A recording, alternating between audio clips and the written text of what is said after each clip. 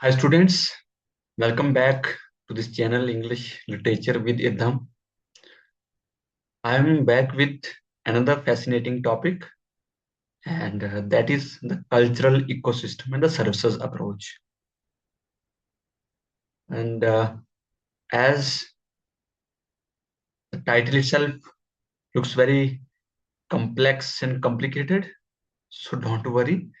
Uh, I am here to make it super duper easy for you, and also I would make you understand in a very most easy and basic way. So the topic is cultural ecosystem and the services approach. So culture is something different, ecosystem is something different, and then it's services approach. So both the culture and the ecosystem, they are sharing or exchanging some services to each other. And then comes our literature. In literature, those services are uh, represented in such a way that we feel that literature itself becomes a kind of ecosystem. So, without wasting our time, let us begin. So, what the cultural ecosystem is? Actually, cultural ecosystem is an ecosystem which we study for the non-material benefits. Usually, the ecosystem is known for the material benefits. Okay, suppose there is any tree, so it is a kind of asset which can generate your revenue, which can give you monetary values. It can provide you the material values. You can sell the fruits, you can cut and sell the whole wood, and through that you can generate the money, the material values. But suppose if that same tree gives you the aesthetic pleasure, and that same tree gives you the spiritual values, also that same tree gives you the cultural identity, and it gives you so many other non-material benefits. At that time we can say that this is our cultural ecosystem. And there is another finest example. Suppose there is a tree in the market, and beside that tree there is a house which is sold. So while the owner sells the house, he demands the more money for that house. Why? Because there is a tree beside that house. So that tree would give the fresh air to the resident of that house. Also, that tree would give the shadow during the summer season. Also, that tree would give a landmark to that house. And maybe any long before any famous event has been happened near to that tree or under that tree, and now that area is known for that tree. People keep this tree as a landmark, or keep it as a cultural significance. So due to these all values of the tree beside the material values are read in cultural ecosystem approach. And this cultural ecosystem approach has been given by Julian Stewart. So that tree is not a tree, a material thing, but it is the spiritual or aesthetic or beyond the material thing as well. So in this lecture, I would be sharing some insights on the cultural ecosystem with the help of literature. I would take the examples of the cultural ecosystem from the literature and try to make you understand in the most easy way. So without wasting our time, let us begin. So our literature and the texts are not the representation of culture only, but they are an active ecological systems that produces, circulates, and regulates cultural meaning. Here, the literature is taken as the metaphorical for the culture, for the ecology, and for the ecosystem. So the way ecology and the ecosystem produces, circulates, and regulates cultural meaning, our literature also does the same.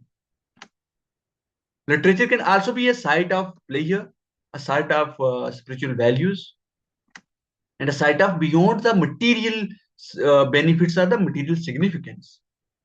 So this way, cultural system ecosystem services, which I would say CES approach, allows us to move beyond the surface level readings and instead examine literature as a site of production of the non-material values.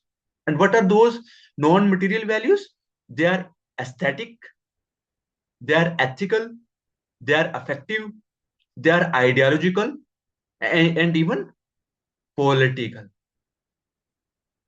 So ecosystem is not only providing us the material benefits, but it provides us the services benefits as well, and non-material benefits and values as well. So in this video, I would critique it, critique the CES, stretch it and test it against literary texts across the tradition. And this CES concept emerged from ecological economics, especially the Millennium Ecosystem Assessment, where ecosystem provides the non-material benefits.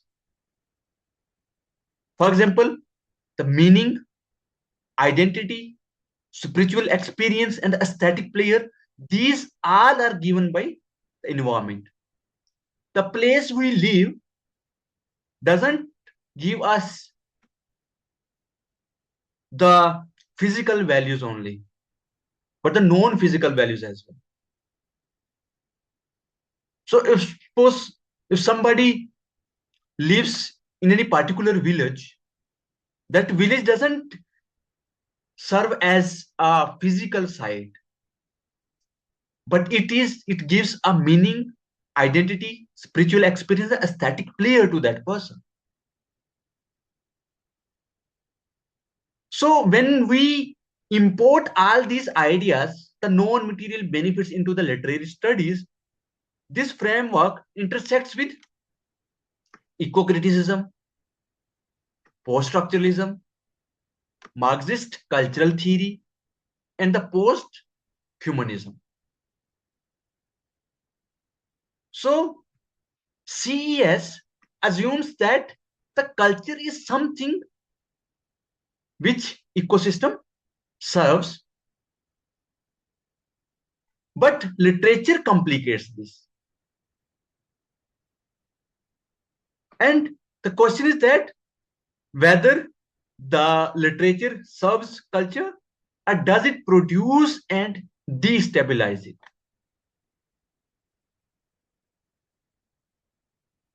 So when we give answer to this question, we say that the literature is like an ecosystem.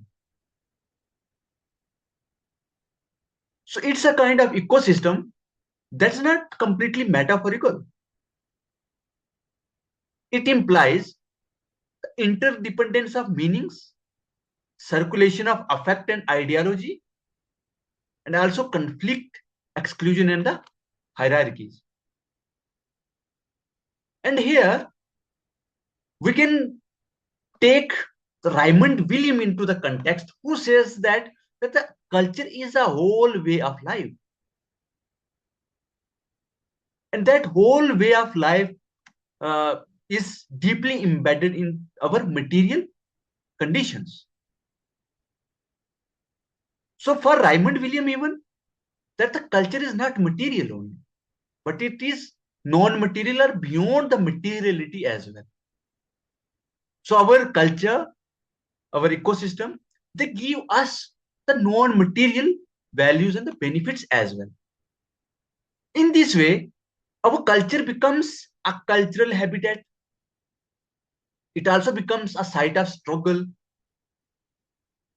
and it also becomes a repository of symbolic capital.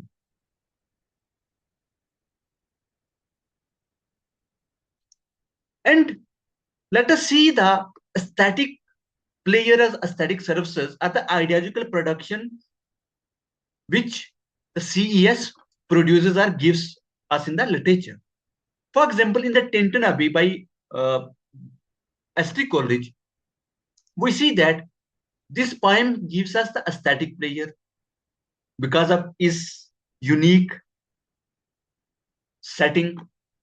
It gives us the spiritual reflection of the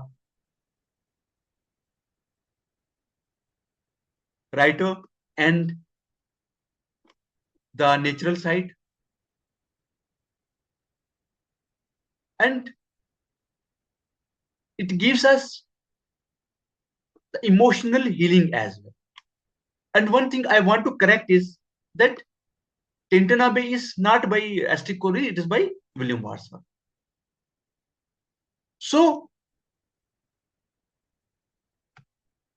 this poem initially gives us aesthetic players, spiritual reflection, and the emotional healing.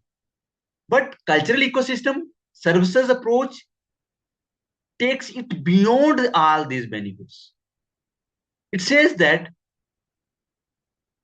although this poem or the nature provides us aesthetic and spiritual services, but it reveals a very deeper meaning. And what is that meaning? That is, the nature is mediated through memory and the subjectivity. Here we see the writer's memory, his nostalgia, and also the writer's subjectivity, his personal experiences. And this rural landscape is idealized,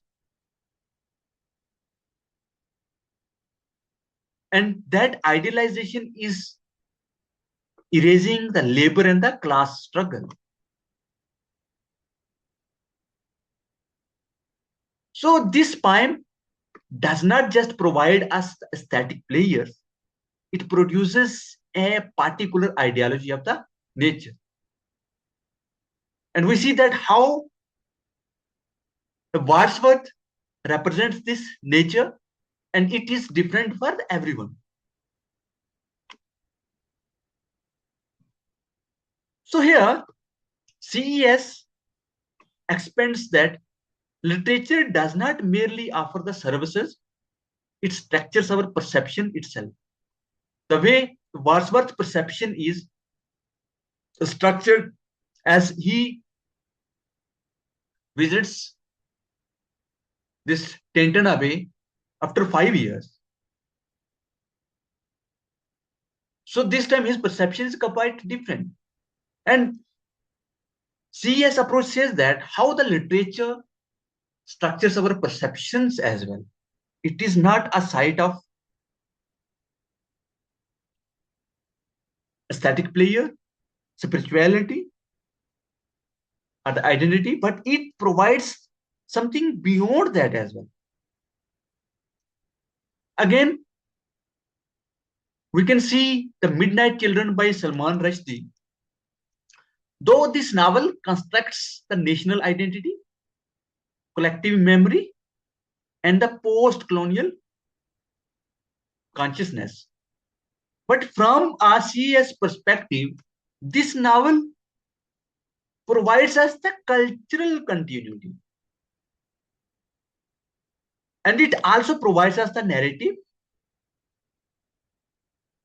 identity. And we can say that in this novel, the memory is fragmented and unreliable, and history is reimagined, not preserved. Which Michel Foucault also says that the memory is not neutral, it is shaped by power.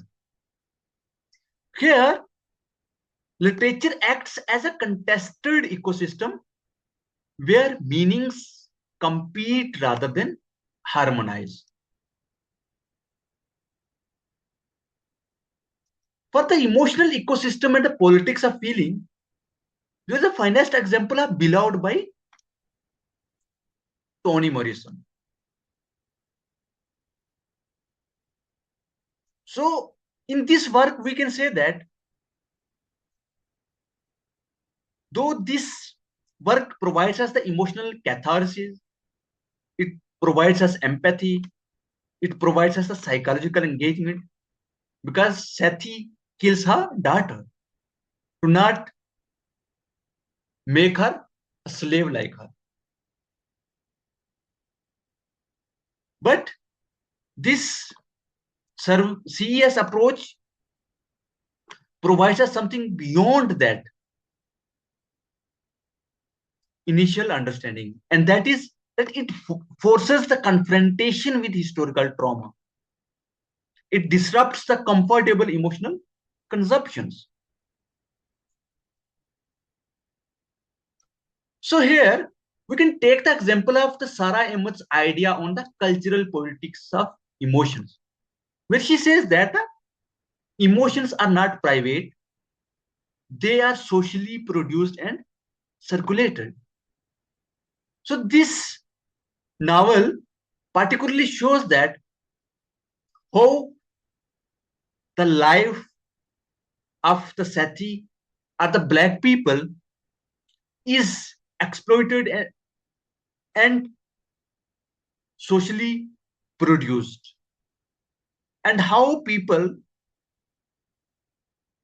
keep a kind of stereotype against them, and how the racism or the racial comments are naturalized.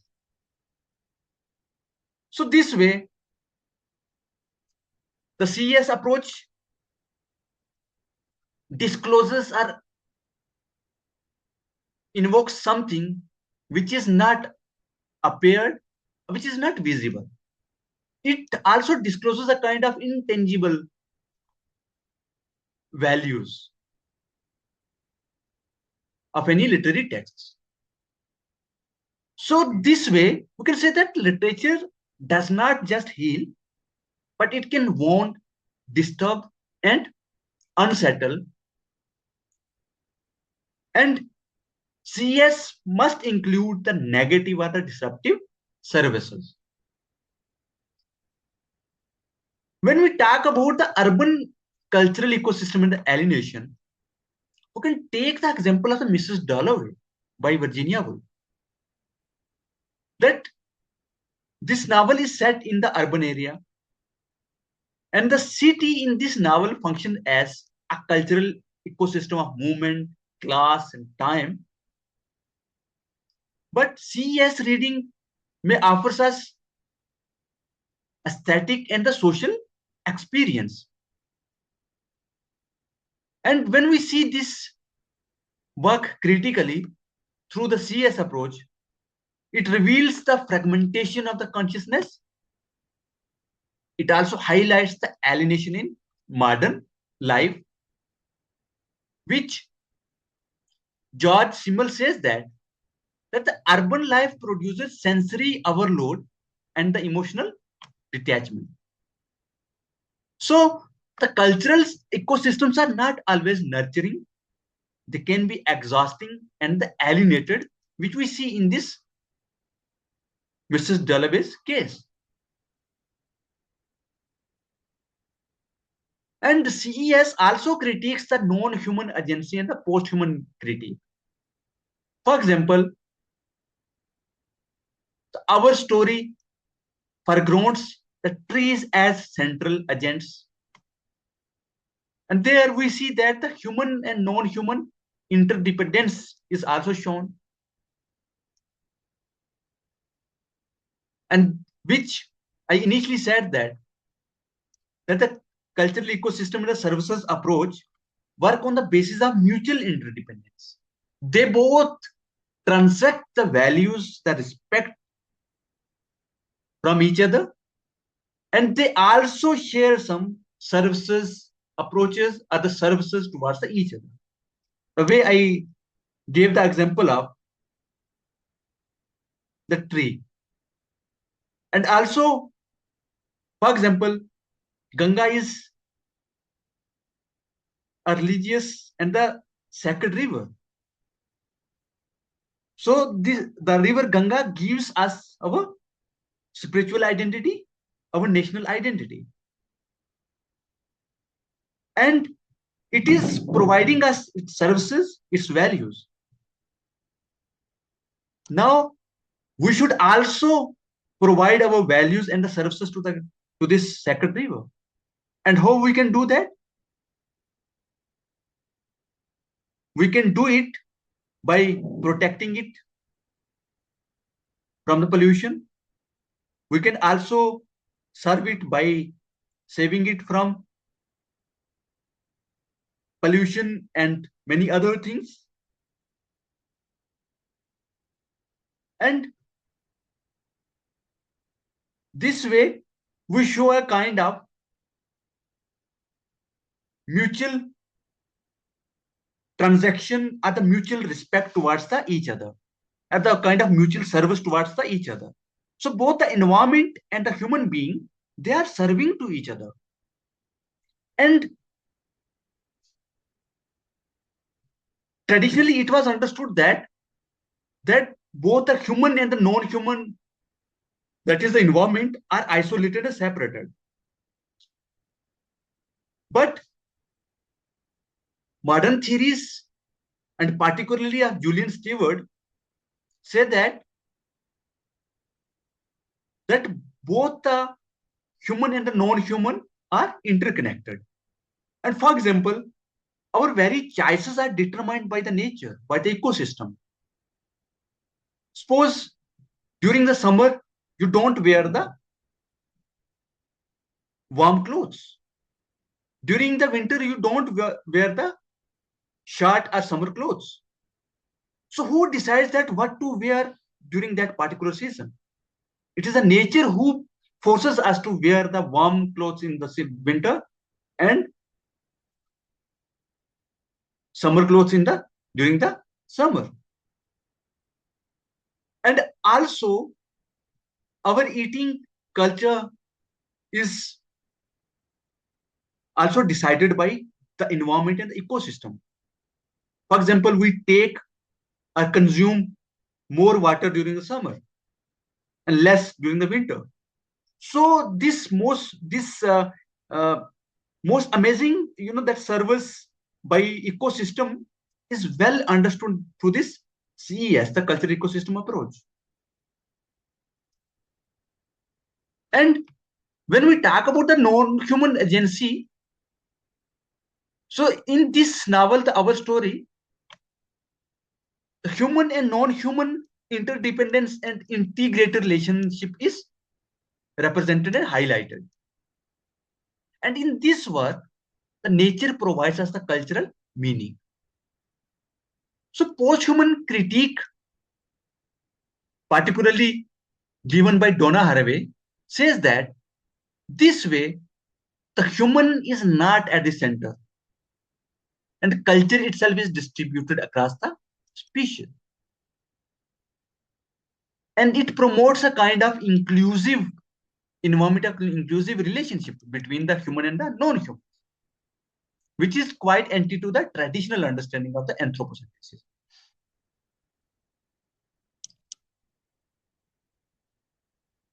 So let us see this CES through the Marxist approach as well. As the term services risks the commodifying the culture. It can make or consider the culture as a commodity. A commodity can be sold out. A commodity can be given or exchanged for the money values. But Marxism services approach does the same. It works on the economical and the monetary values of the culture. As Karl Marx considers that the cultural production is tied to the material condition and the class relations, because he talks about the socio-economic conditions only, the monetary values, the class struggles only. And this we say in the Hard Times by Charles Dickens, where the industrial world suppresses the imagination